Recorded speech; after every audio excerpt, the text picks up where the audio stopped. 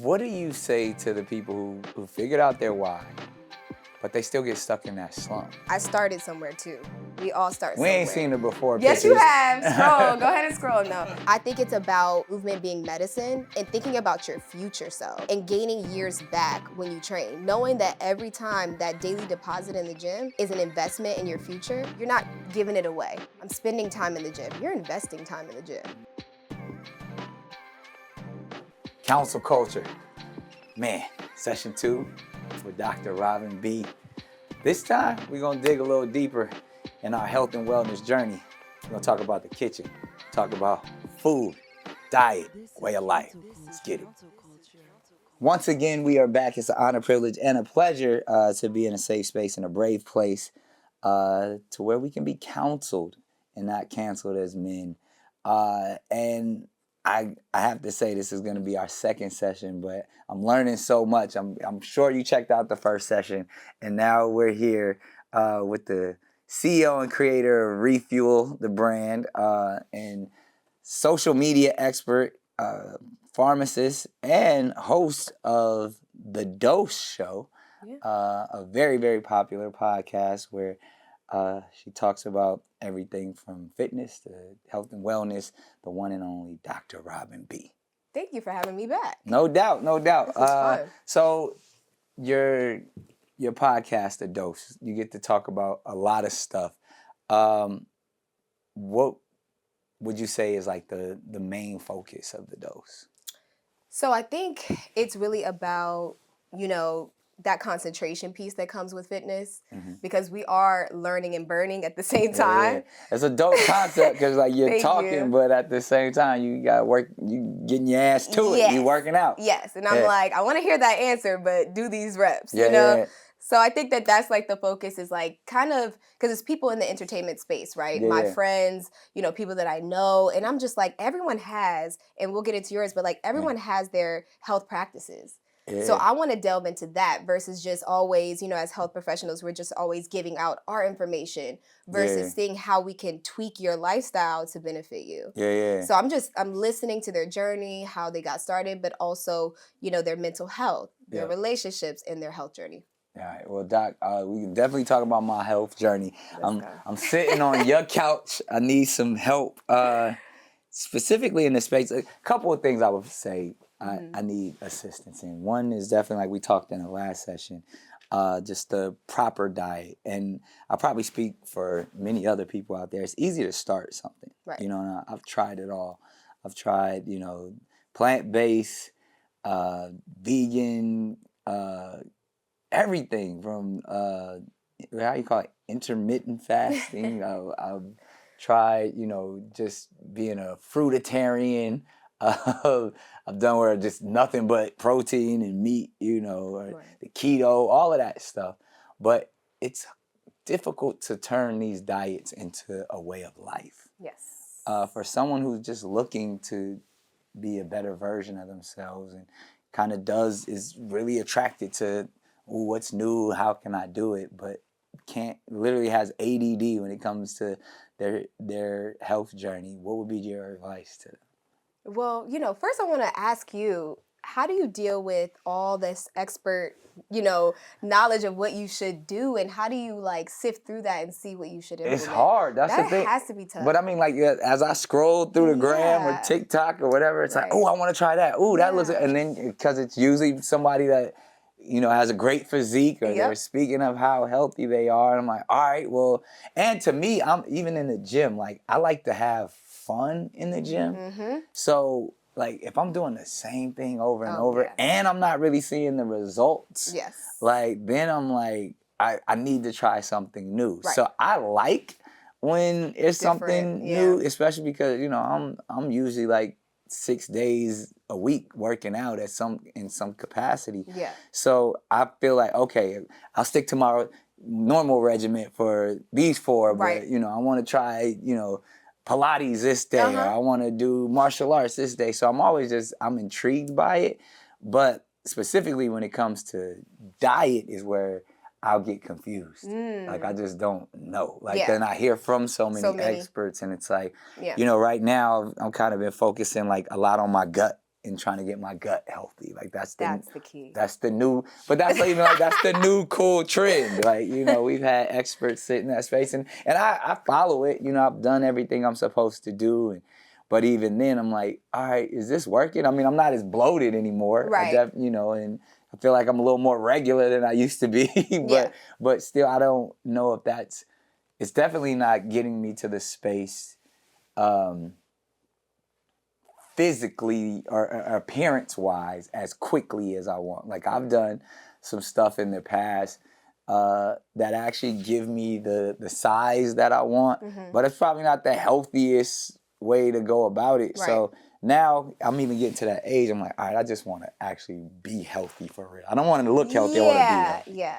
So I feel like I'm looking for the right regimen to, you know, diet wise. And I'm not a big eater either. I kind of eat to live and not live to eat. And I look at food as fuel. Yes. Opposed to like, ooh, I can't wait to try this new, except for candy. Like, I'm a candy crackhead. Okay, like, there it is. Yeah. We found it, y'all. Yeah, I got a sugar addiction like no other. But, you know, even top of the year, I kind of went cold turkey, no sugar. Oh, wow. And I don't know the difference. My dentist is probably the only, like, my teeth were probably the affected, but like my weight, none of that stuff. It's just like, I did it just to say I could do it. And I've definitely cut back on sugar, on, you know, different things, but I still had a 6-pack with sugar and without sugar. You know what I mean? Like, so I feel that. I'll just, again, it's a blessing, but I'm just trying to figure out like what's the best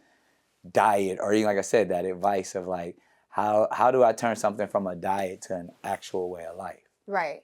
So I think that, you know, it's kind of like you have the best of all worlds, right? Yeah. And you're able to try all these things, which is different for someone that's just starting. Right. So we talked about last time, like finding your why, right? So now it's about your goals. So it seems to me, I want to know more about your goals, as far as I hear that you want to feel healthy, which, you know, focusing on the gut, you said that's newly implemented. So stay the course with that. Of course, no one wants to be bloated. So these are good things. Being regular helps with a whole lot of different diseases, right? Right. But, you know, as far as your appearance, what does that look like for you? Yeah, I mean, I think I fluctuate between like 165-ish all the way to like 180. Okay. I prefer being like that 180. Never really been able to break 180 without like doing stuff that's like super unhealthy. Like, I think the biggest I ever got was probably like 188 or something like that. And that was like that also too, I gotta realize too, I'm not the same young man that I once was. We all gotta be real, you know? But I would love to like be like a strong, lean cut 175. Okay. Like, but that 10 pounds of muscle sometimes is like, feels impossible to get. Yeah. No, I 100% feel that. And it's something called body recompositioning is what you want. So that sounds like what you're looking for. So for me, I've always stayed at 130, 135. Right. Right around there. I've never been more, I've never been less. Right. And I think that's but I've looked different. I held weight around my abdomen. That's what prompted me to start this journey. Right. And that was like post-pandemic, which I feel like everyone had like a little wake-up call. Right, you know right, what I right. mean? And I was like, I gotta, do this real. So I think that was my why. I found something deep-rooted. I said, you know what? Because even that sign of the abdomen, it just, so many health, issues come from that. Right. Especially for women. So I decided to take that journey. So now for you, it's like, you just want to see that muscle show, that tone, that definition, and you want to quote unquote shred. Right. And I think that you're gonna have to be like a bodybuilder where you do that bulk season, shred season, which that's great for you because you love to switch it up. You don't want to plateau. Right. But I think maybe getting advice from someone who's in that space of like bodybuilding in the sense, right. but Nah, definitely. don't adopt their unhealthy diet. Right. You know what I mean? So it's like, take from them the workouts and the strength training, and still do your Pilates, still do your recovery, because you have to stretch, right? You have to be mobile, so you prevent injury. But I think taking their advice would be helpful. You often talk about the why. You're super inspiring to all the people that follow you. What do you say to the people who figured out their why, but they still get stuck in that slump? And where it comes, like, obviously we focus a lot on mental health here, and even me, I find myself like, when I'm not driven by a new exercise or a new reason to, bulk up or something like that, like, just get lazy. And then I feel like I get stuck, like it's tears, you go from, I'm gonna just chill, I'm gonna be lazy, and then you find yourself in this slump, and you're not making it to the gym, you're not doing your workout, and then depression seeks in, and then you're like, all right, what is, like, and even like you get here, you make a few advances, and then you fall off, and it feels like getting back to that is even more difficult. What do you say to the person that has their why, but it's just like they're not as driven anymore? Right. And that consistency is hard to keep, even for me. Really? Oh, yeah. Especially because of the travel. Right. And I know you can probably, man, it knocks you off. You can't. That's why, like, even I admire a lot of your workouts. Like, oh, I could do this in a hotel. Right.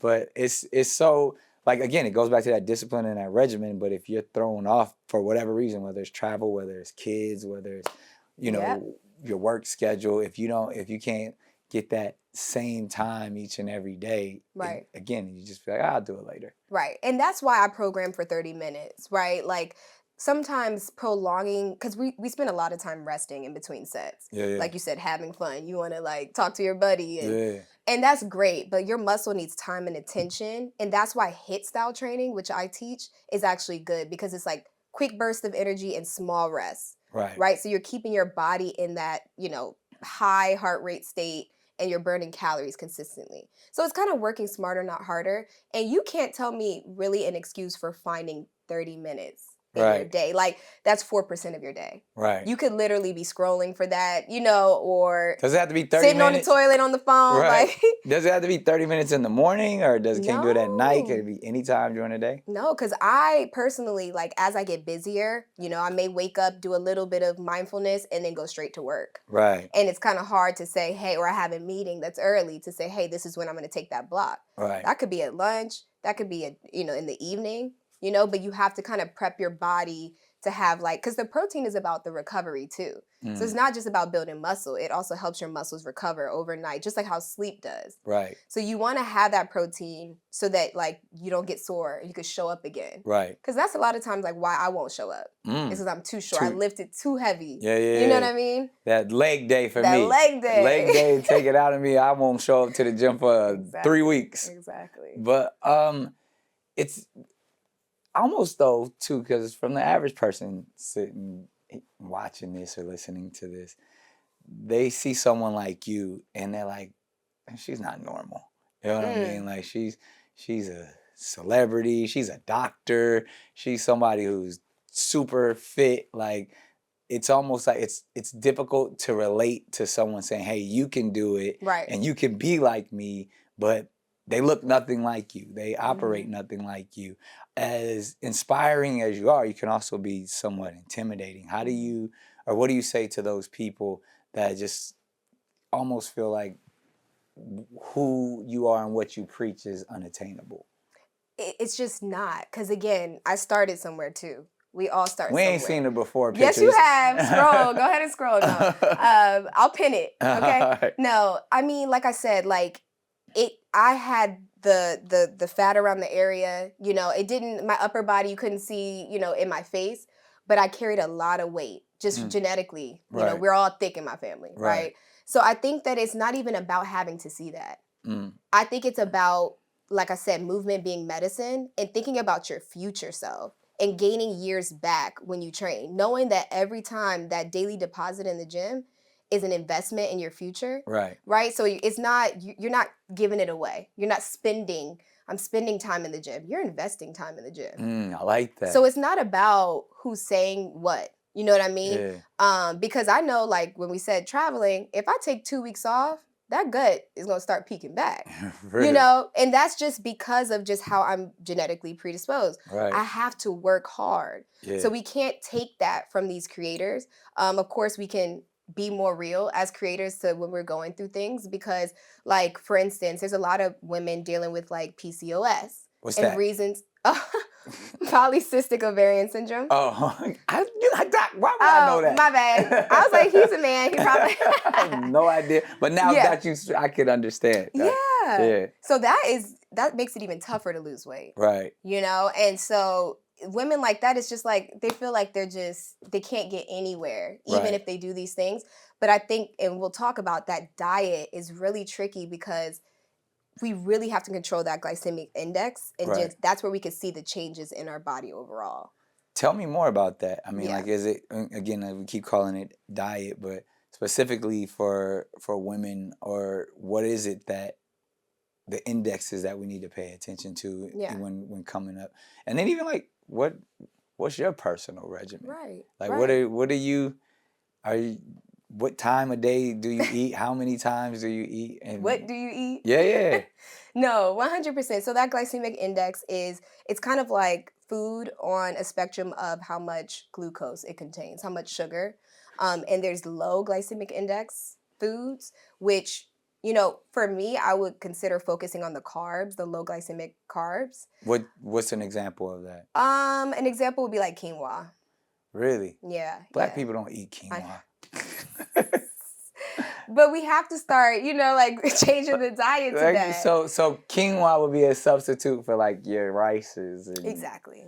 So you can't have red beans and quinoa. Oh my God, that sounds disgusting. Oh my God. We ain't eating that. Wow, I just imagine that. Like, that is terrible. So I mean, it sounds good, but how?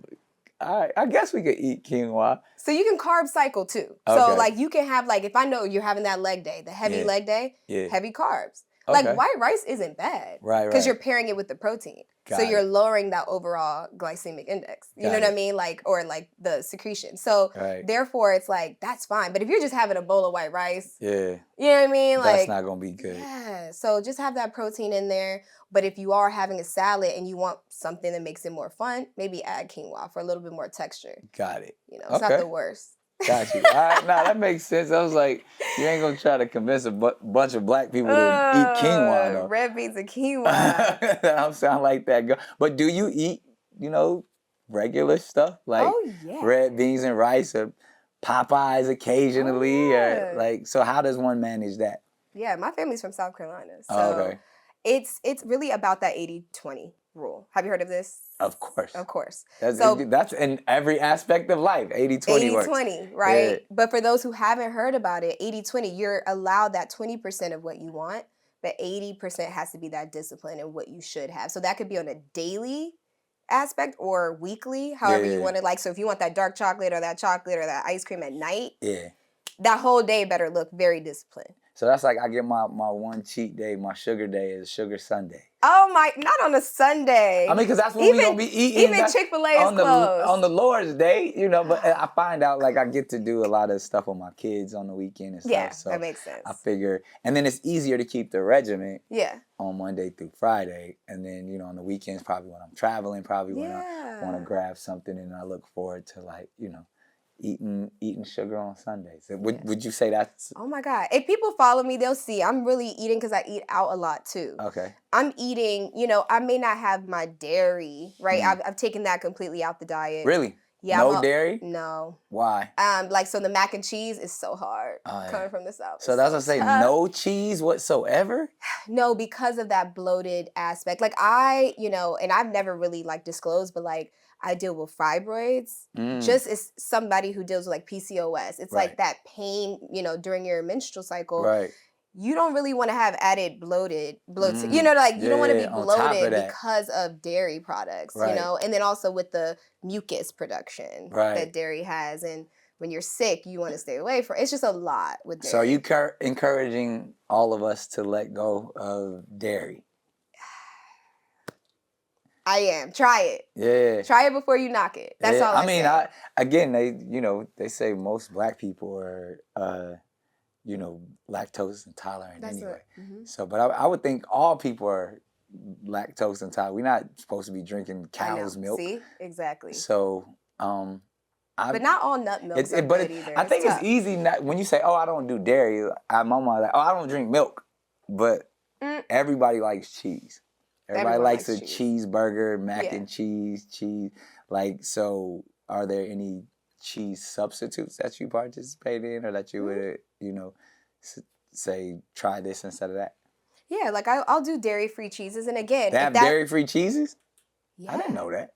Oh. Yeah. Oh, they have vegan cheese. Is that still? It's the same. Oh, yeah. okay. Yeah. So dairy-free cheese, and it tastes good. It doesn't taste the same. I'm not gonna, put that out there, but that small sacrifice is worth it. Or that may be your 20%. It's all about your tolerance. Again, for me, it's like it's working against, having the fermented foods, which probably, make your gut healthy. Right. If I'm having dairy and that, I just feel like I'm being counterproductive. How does that work too? Because isn't like some of the best probiotics dairy? Yeah. And I have to sacrifice cottage cheese, which has like a major protein amount. So I just feel like the people could do the Greek yogurt. Yeah. And the cottage cheese, but it's just a personal preference about how I digest. Right. But there are probiotics in cheese and kefir and all those like different fermented products that are dairy. Right.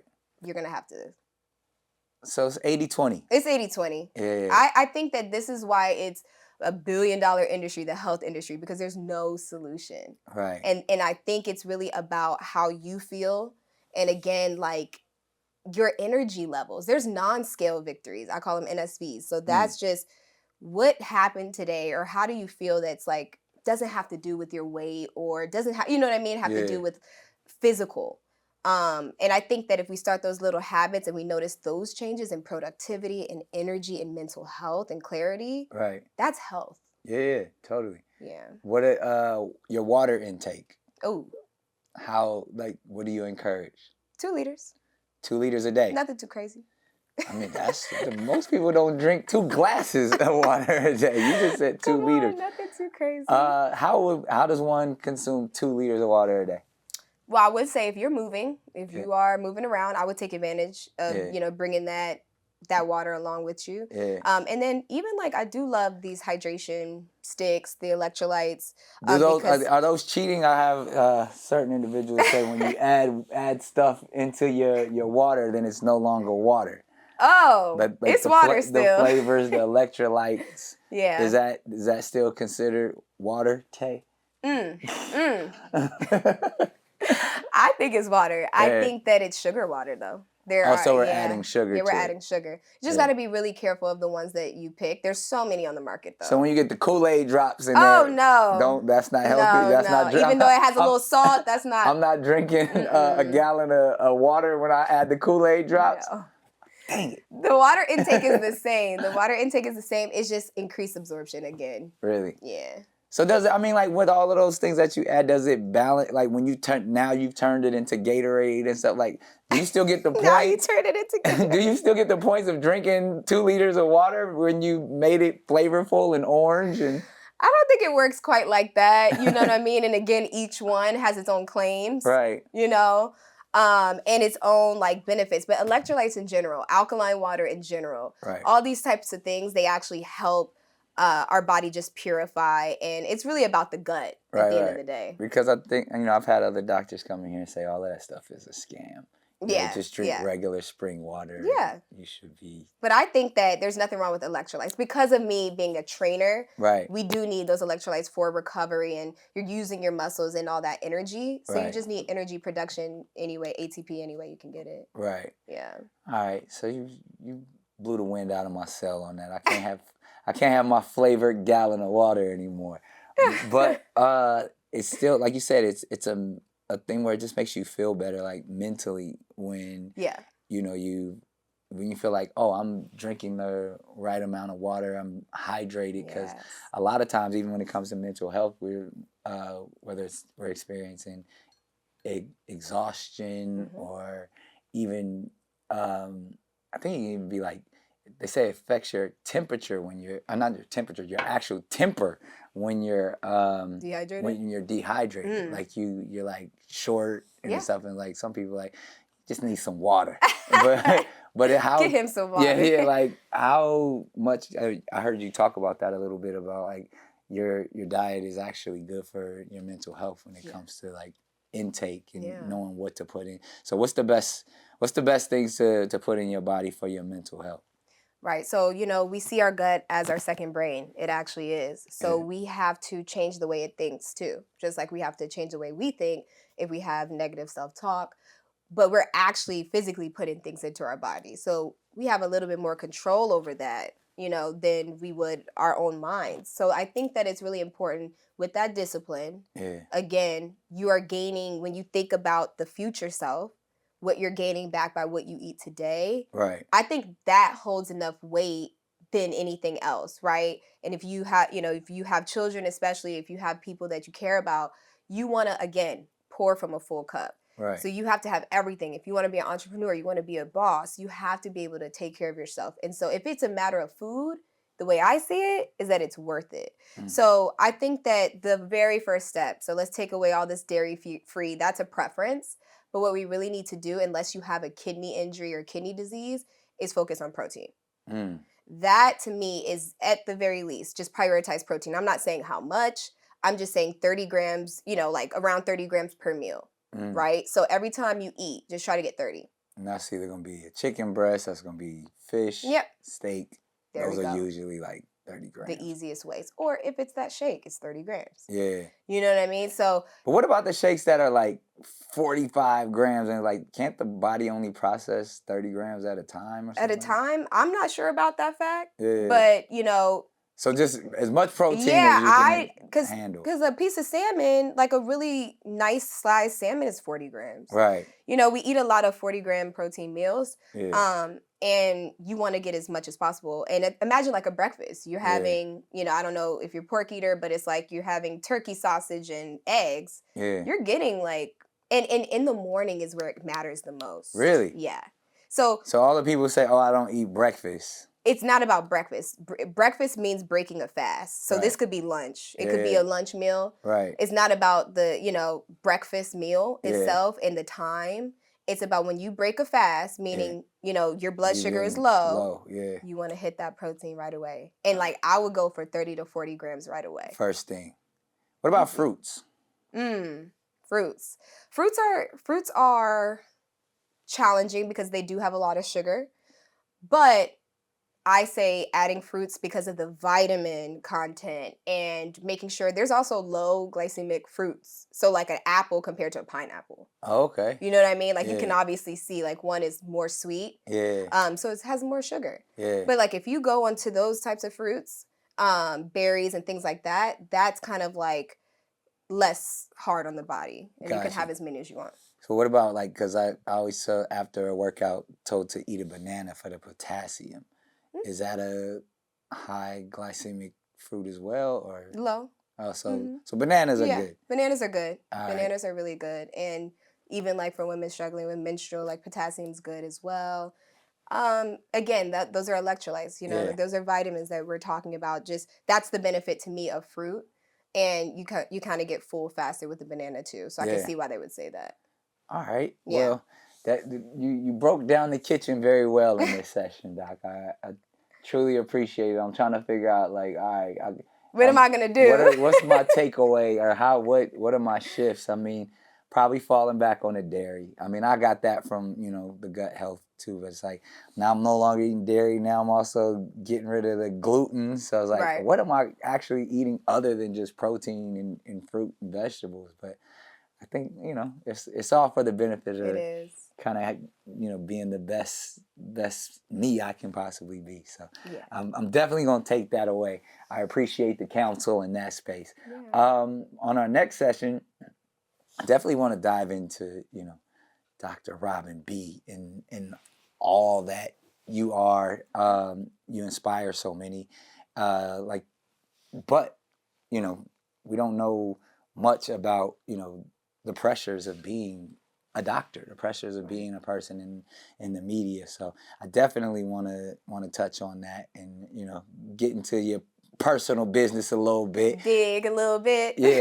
but more than digging, like more get into your personal business to understand how you do it. You know, like I said, because you are so inspiring and have helped so many. But, you know, a lot of times they always say you got to check on your strong friend. Nobody talks Yeah, about that's the true. mental health of the doctors. Nobody else checks on the mental health of the people who motivate us and inspire us each and every day. So we want to have the opportunity to do that. And then even all the things that you do to protect your mental health. I know you talked about, you know, having morning mindfulness and kind of doing that. So, again, that's part of a diet too. That's part of a regimen too. So, we got to get some tips and some counsel on how one does that. And then, you know, once a person is in the public eye like yourself, how to manage that, because that can be stressful. That could be a lot of pressure. So we'll dig into all of that on our next session. Do what you do. Like, subscribe, comment. I mean, I know a lot of y'all probably in the comments talking about, can't nobody take my cheese away from me. But if you want to have a shape or a physique like Dr. Robin B, you got to follow those intense regimens and getting rid of all of that stuff. So you can hear more from her on her podcast as well. The Dose. Is there anywhere else that they could follow you or other than or get some more information about all of your programs? Yeah, so the link in my bio on all my platforms will have everything. And then, of course, you have my programs that are year-round, all my workouts, new every day. So it's fun. There it is. Jump to it. Yeah. We got one more session with the doc, so stay tuned. Yeah.